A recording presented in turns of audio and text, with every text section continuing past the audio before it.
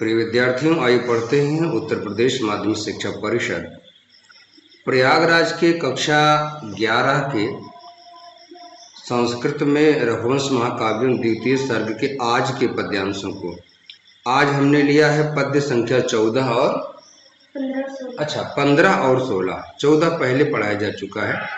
विद्यार्थी ने बताया कि आज हमें 15 और 16 पढ़ना है, तो चलिए हम पहुंचते हैं 15वें पर और इसके बाद 16वां आएगा। तो अभी देखिए यात्रा हमारी चल रही है। ये आया 15, ये रहा। तो ध्यान दीजिए, सामान्यतः गाय चराने का एक जो नियम है वो यहाँ पे लागू हो रहा है।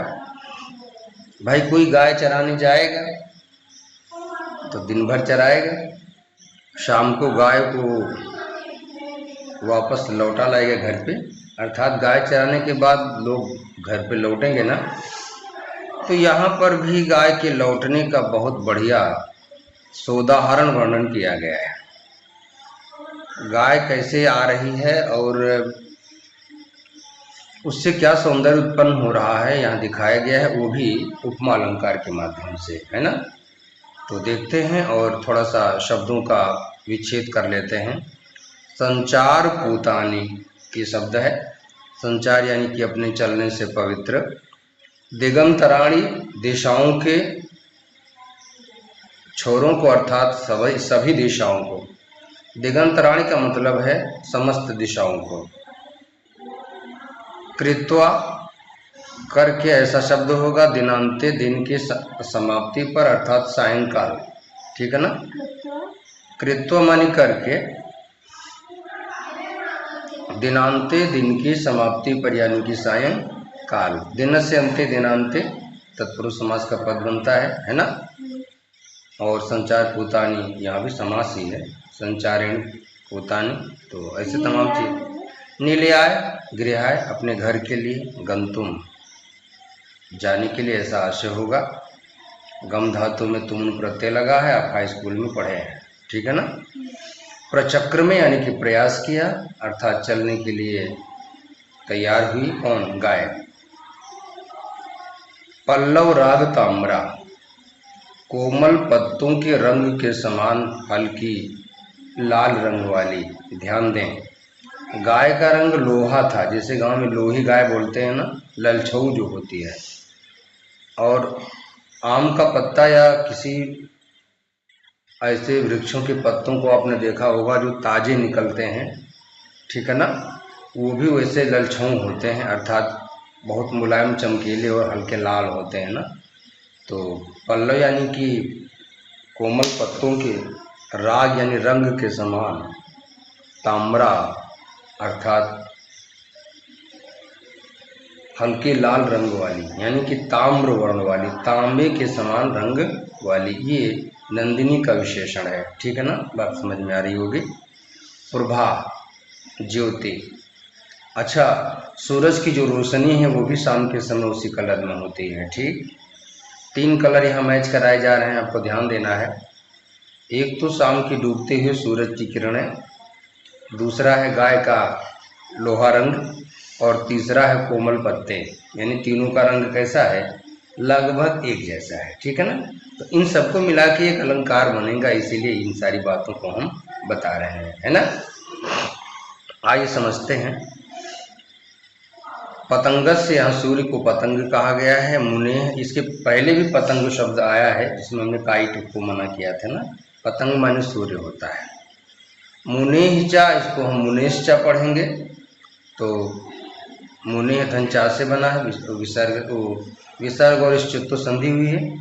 तो छींक आती है तो छींकने में दिक्कत नहीं, खांसी आएगी, जुकाम इत्यादि हमें भी हुआ है, तो कुछ ना कुछ असर पड़ेगा, तो उसको लेकर के परेशान नहीं होना है, ठीक है ना। मनोवैज्ञानिक दबाव में रह के पढ़ाई नहीं होती है, ठीक। चलिए उच्चारण कर लेते हैं, ढेर सारी बातें हुई हैं। मुनेश्च, मुने यानी कि मुन की, चा माने और, धेनु माने गाय। थोड़ा समझने वाली बात है। 2 लोग अपने अपने घरों को जा रहे हैं, मूलतः 3 लोग जा रहे हैं, लेकिन जिनका वर्णन है, वर्णन में 2 लोग जा रहे हैं। दिलीप भी आएंगे गाय के पीछे पीछे, लेकिन मुख्यतः जिसका वर्णन हो रहा है वो दो लोगों का वर्णन हो रहा है। एक, शाम हो जाने पर गाय वापस मुनि की यानी वशिष्ठ के आश्रम की ओर चल रही है, अपने घर की ओर जा रही है। दूसरा, सूर्य की किरणें भी वापस अपने घर की ओर जा रही हैं। कुछ समझे? तो दोनों में समानता दिखाई गई है, उपमा अलंकार की बात होगी। तो आइए देखते हैं। संचार भूतानि दिगंतराणि, संचार भूतानि दिगंतराणि, कृत्वा दिनान्ते निलयाय गन्तुम्, कृत्वा दिनान्ते निलयाय गन्तुम्, संचार भूतानि दिगंतराणि, संचार भूतानि दिगंतराणि, कृत्वा दिनान्ते निलयाय गन्तुम्, कृत्वा दिनान्ते निलयाय गन्तुम्, प्रचक्रमे पल्लवरागताम्रा, प्रचक्रमे पल्लवरागताम्रा, प्रचक्रमे पल्लवरागताम्रा, प्रचक्रमे पल्लवरागताम्रा, प्रभापतङ्गस्य मुनेश्च धेनुः। प्रभापतङ्गस्य मुनेश्च धेनुः। तो इसका शब्दार्थ हो गया है, लेकिन एक बार फिर आपको बताते हैं। संचार अर्थात अपने चलने से यानी कि अपने संचरण से, पूतान यानी कि पवित्र, दिगंतराणी दिशाओं के छोर छोर को अर्थात सभी दिशाओं को, कृत्व यानी करके, अपनी चाल से सभी दिशाओं को पवित्र करके। ध्यान दीजिए, नंदिनी गाय जहाँ जहाँ गई है वो दिशा पवित्र हो गई है, और इसी प्रकार जहाँ जहाँ सूरज की किरणें पड़ी हैं वो भी पवित्र हो गया है। दोनों की बात यहाँ चल रही है, ठीक है ना। कृत्वा करके क्या किया है? पवित्र, संचार यानी संचरण से, और पूतान कृत्वा पवित्र करके, ऐसा अर्थ था। दिनांते दिन की समाप्ति पर, निलयाय अपने घर को, गंतुम जाने के लिए, प्रचक्र में प्रयास किया अर्थात आरंभ किया। पल्लव राग ताम्रा, कोमल पत्तों के समान हल्के लाल रंग वाली, प्रभा पतंगस्य सूर्य की किरण, पतंगस्य प्रभा सूर्य की किरण, मुने धेनुचा और मुन की गाय ने, अर्थात दो दो लोगों ने कार्य किया है। तो यानी जिस प्रकार से सूरज की किरण अपने घर वापस जा रही है, वैसी है गाय भी अपने घर वापस जा रही है। और घर कहाँ है भाई? वो तो सूर्य के यहाँ जाएगी, ये कहाँ जाएंगे? मुनि वशिष्ठ के यहाँ जाएगी, ठीक है ना। आगे समझते हैं। पल्लव राग ताम्रा, थोड़ा सा यहाँ पर एक बार प्रसंग समझ लेते हैं। प्रस्तुत पद्यांश में मुनि वशिष्ठ की गाय को चरने के बाद यानी कि जंगल में चर लेने के बाद आश्रम में लौटने का अलंकारिक वर्णन किया गया है, ठीक। हिंदी अनुवाद समझते हैं। पल्लव राग ताम्रा पतंगस्य प्रभा, कोमल पत्तों के रंग के समान हल्के लाल रंग वाली अर्थात चमकते हुए लाल रंग वाली सूर्य की किरण, मुने धेनुचा और मुनि वशिष्ठ की गाय ने,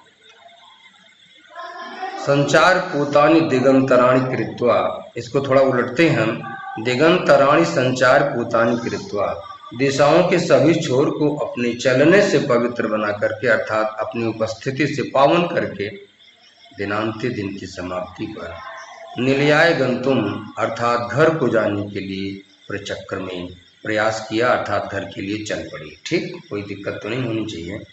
एक बार फिर हिंदी समझते हैं।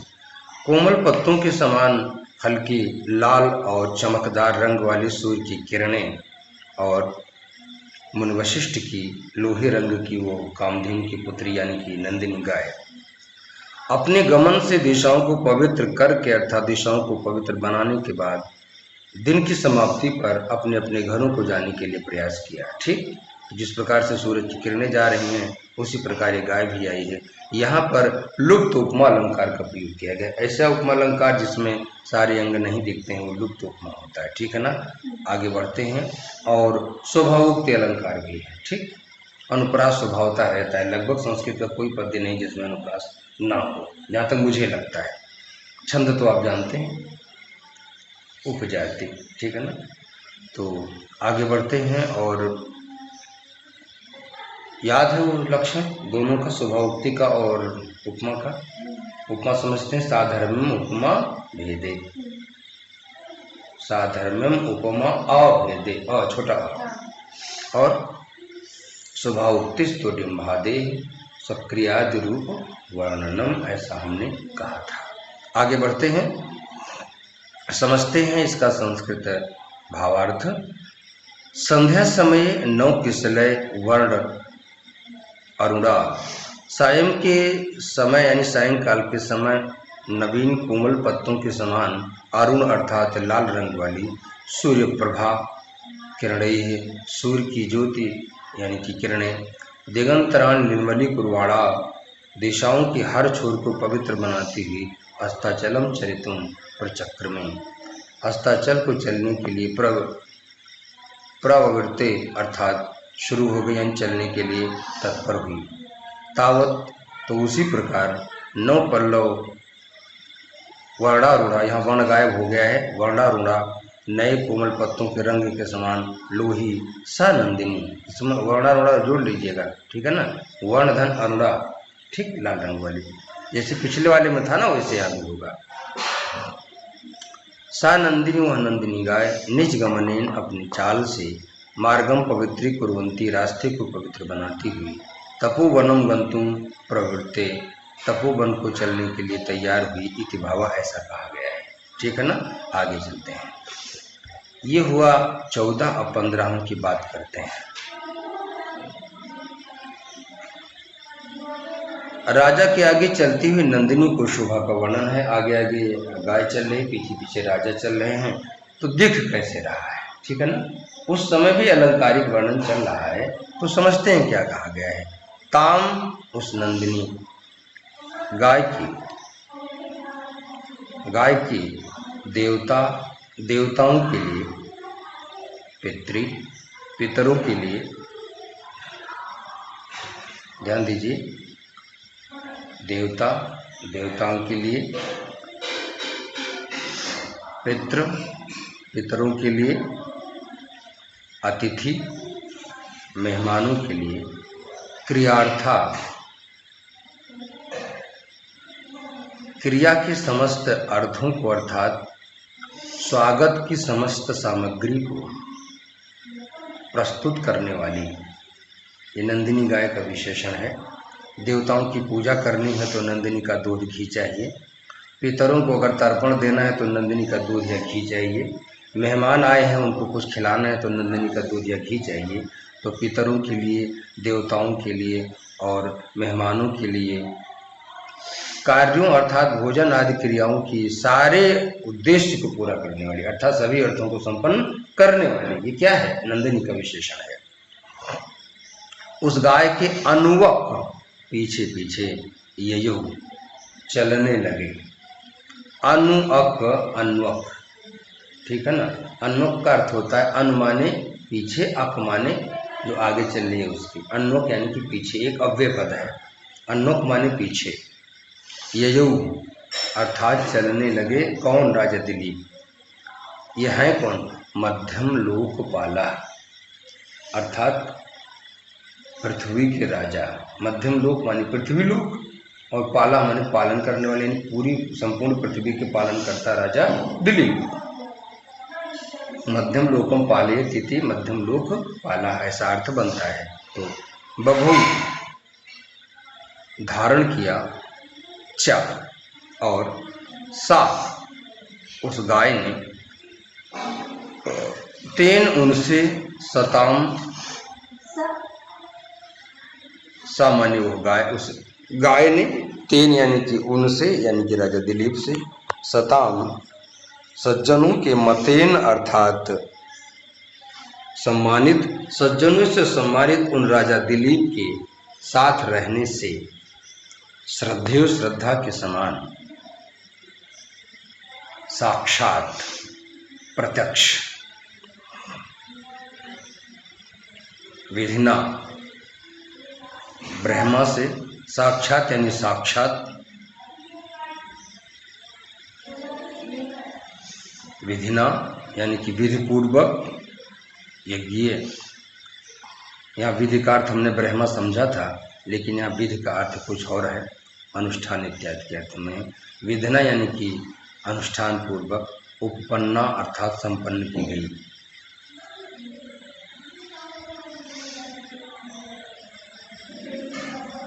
क्या? श्रद्धेय श्रद्धा के समान,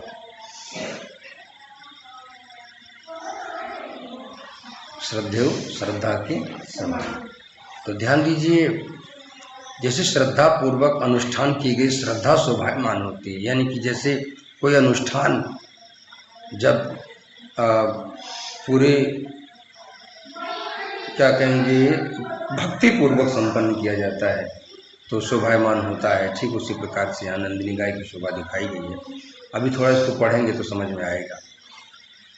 देखते हैं, इसका विच्छेद समझते हैं। साक्षात प्रत्यक्ष, विधिना अनुष्ठान से यानी कि पूजा आदि से, उपपन्ना संपन्न यानी पूजा आदि से युक्त, उपपन्ना युक्त, ठीक है ना। और इधर श्रद्धा यु से श्रद्धेय बना है, गुण संधि हुई है, आदि गुड़ा लगा है। और साक्षात धन विधिना में जस्प संधि हुई है, और विधिना धन उपपन्ना में भी आदि गुड़ा लगा है, ठीक है ना। देवता धन पितृ, यहाँ कमाल की संधि है, ध्यान देंगे।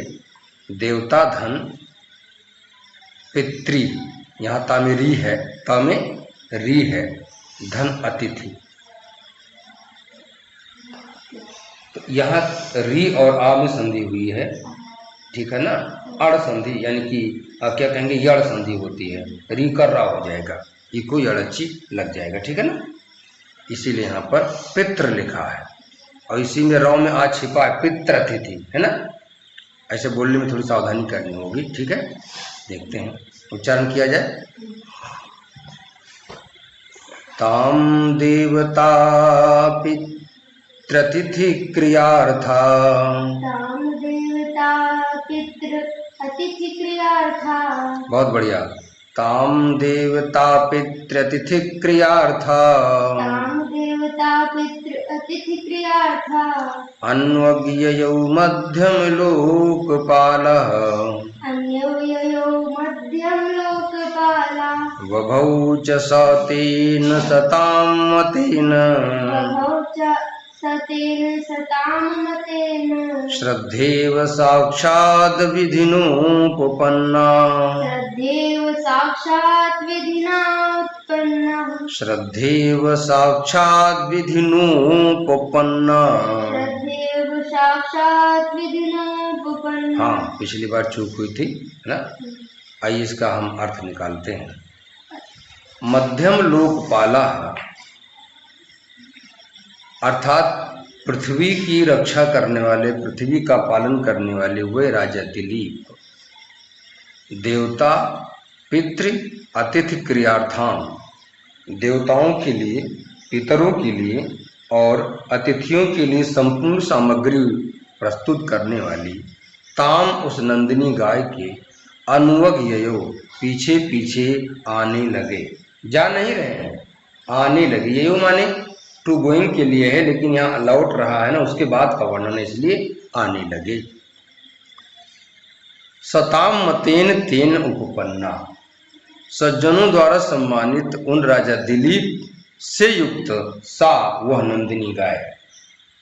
बात समझना, यहाँ राजा दिलीप के कारण नंदिनी गाय की प्रशंसा की जा रही है। थोड़ा सा महत्व बढ़ा दिया गया है, अलंकार की दृष्टि से मैं यहाँ पर काव्य दोष नजर आता है हमको, चले जो कुछ भी है।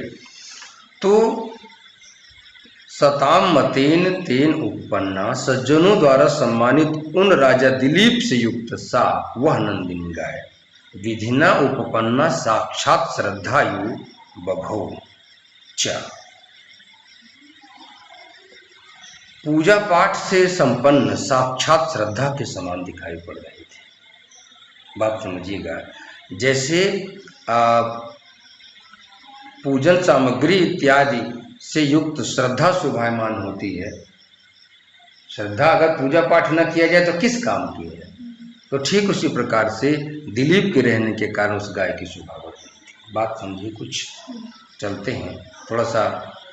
तो यहाँ पर भी उपमा अलंकार है और स्वभावोक्ति अलंकार भी है, अनुप्रास स्वभावता आ जाता है। आगे बढ़ते हैं, थोड़ा सा इसका संस्कृत भावार्थ समझ लेते हैं। पृथ्वीपति दिलीपः देवादि निमित्तिक यागादि साधिकाम। पृथ्वीपति दिलीप देव आदि के लिए यज्ञ आदि क्रिया को सिद्ध करने वाली तामधेनुम अनुगच्छन, उस गाय के पीछे चलते हुए ययौ जा रहे थे।